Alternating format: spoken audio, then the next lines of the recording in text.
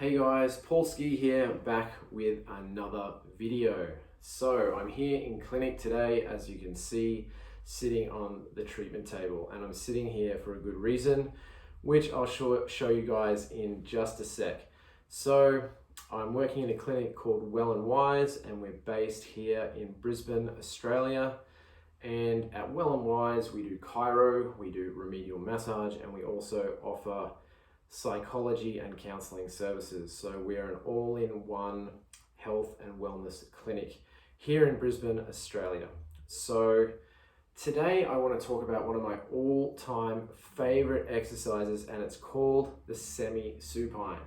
So the Semi-Supine was first introduced to me by a lady called Karen Chapman. She is an Alexander technique teacher with decades of experience, and she is the one who taught me this when I was doing Alexander technique under her. And this was a game changer for me in terms of improving my posture, and it's also great for overall health and well-being and just general spinal health. So it's an amazing exercise, and we'll get into it in just a second. But before we get into it, I just want to talk a little bit about the anatomy of the spine. So the spine generally is thought of as having four major segments or sections, and the top one, sort of around the neck region, that's the cervical spine, has 7 vertebrae, and then that goes down into our thoracic spine, which is sort of the longest section. In this midsection, this thorax, which will allow ribs sort of extend off the thoracic spine. Underneath that, we have our lumbar spine, which has those nice big vertebrae, which is sort of like a tower, so everything's stacked on those. And then at the very bottom, we have our sacrum, so our S-spine, which sort of goes down into our tailbone. So a lot of those discs are kind of fused together and don't have a lot of movement. The rest of our spine, though, generally wants to move, and it wants to flex and extend and twist and rotate. But what can happen is, particularly if we're sitting, a lot of the muscles get very hypertonic and tense. And once they start doing that, we really lose range of motion in our spine. So this exercise is an absolute game changer for restoring not only range of motion to the spine, it sort of promotes the restoration of that healthy natural S-curve, because the spine isn't straight. It kind of goes in more of an S shape like that with, kyphosis and lordosis as part of that. There's a natural curve that you're meant to have in your spine, and that is to support healthy weight bearing of our limbs and the rest of our body. It's a very good reason why it's designed like that.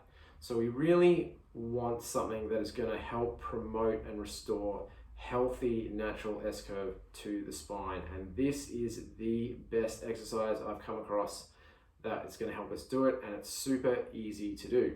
So before I go into the actual exercise itself, I want to talk about the timing of this exercise, because timing for exercises is actually super important. So you can do the semi-supine through any time of the day or night, but in fact it's best done in the middle of the day. So what typically happens is a lot of us are working full-time jobs, 9 to 5 roughly, maybe 8 or 9 hours a day. And what happens is we get a lot of compression on our spine over the course of the day. So by the end of 8 hours, 9 hours, if you've been working, particularly if you're sitting at a desk, that's just too much compression on the spine. All the discs get compressed, all the stabilizing and supporting muscles get hypertonic and fatigued, our posture gets compromised, we start getting very stiff and achy, it affects our entire body, and it's just not a very good situation. So this exercise is actually best placed right in the middle of the day, and research has been done on this as part of the Alexander technique, and they sort of discovered that about after 4 hours of the day, this is kind of the best time to do this. So around about lunchtime or halfway through the day, you want to be able to take a break and do this exercise. And it's only going to take you about 15 to 20 minutes. Also, as well as the time when to do it, the length of the exercise is also very important. So The research indicates that anywhere between 15-20 minutes is optimal for this exercise. Any longer than that, and you sort of hit a point of diminishing returns. Any shorter than that, you probably don't get the full benefit of the exercise. You don't get the same sort of traction and release, and it's just not as effective overall. So now I've talked about the timing and the length of the exercise. Let's actually get into the exercise itself. So it's super easy to do. You can do it just about anywhere. All you need is a flat surface and something to rest your head on. So I'm here today in the clinic. I have a treatment table, which is perfect for this. You don't need a treatment table to do this exercise. All you need is a flat surface, something you can lie on, but you don't want it to be too hard. You want to be able to put something over the top of, like if you're using the floor, you want to be able to put down maybe a yoga mat or, a little blanket or some thick towels just to give you a little bit of padding, because we're going to be lying down essentially for 15 to 20 minutes. So you want a little bit of cushioning. You also want something to put your head on. It can be anything. It can be a yoga block. It can be a stack of books. As long as it's about 8 centimeters high, roughly speaking, depending on exactly your anatomy, but 8 centimeters is a good rule of thumb. Just something to prop your head on, the back of your skull, base of your skull, just so we're ensuring the natural curve of the spine is maintained throughout the exercise. So that being said, I'm going to demo the exercise. It's really easy to do. Literally all I'm going to do is lie on my back with my knees bent. So I'm going to bend my knees roughly 90 degrees, and then I'm going to come back and I'm going to lie on, let's say, my yoga block, whatever you're using, your stack of books, and I'm just going to lie here with my knees bent. I'm going to get my arms, just fold them across my stomach, and just let them chill here. And I'm just going to really check in with my body, start breathing. Good way to do it, as you know, that I love to do, is to count heartbeats. Try and make your out breaths longer than your in breaths, so maybe 4 heartbeats in, 6 out, or 6 in, 8 out. Doesn't really matter what the numbers are as long as you find a rhythm that works for you. So I'm just counting heartbeats and breathing. And as I do this, as I breathe, especially on the out breath, I'm really checking in.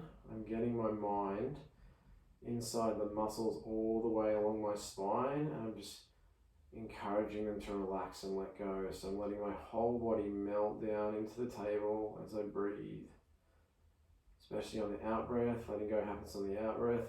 If you need to adjust your head, do it. So I can already feel my cervical spine lengthening out. I'm getting a really nice traction, a really nice stretch all the way along my spine. So the reason my knees are in this bent sort of configuration is it really allows my pelvis to be more neutral rather than in that excessive arch, that hyperlordosis. We don't want that. We want to avoid that. We want to have a pretty flat back, just falling down into the floor. So all the muscles from the pelvis, up the lumbar, thoracic, cervical, everything's sort of relaxed, falling down to the table, and I'm just breathing. This actually feels amazing, and so all I'm going to do is literally lie here for 15 to 20 minutes while I focus on my breathing, and it's a great time to have a little bit of a meditate. So you don't want to be watching TV, you don't want to be doing anything that engages your brain, you just want to have your mind is in your body. So this sort of meditation I like to think of as body fullness meditation as opposed to mindfulness. I'm in my body, I'm just checking in with what's going on, and I'm breathing into my body. Anywhere I feel tension along my spine or anywhere else in my body, I'm just breathing out from that spot and letting it go. Remember that letting go happens on the out breath. And I'm literally just going to lie here for 15 to 20 minutes. So you probably want to set a stopwatch or something, a timer, an alarm, just in case you fall asleep, which I've done many times. This is super relaxing. If you fall asleep in this position, that's totally fine.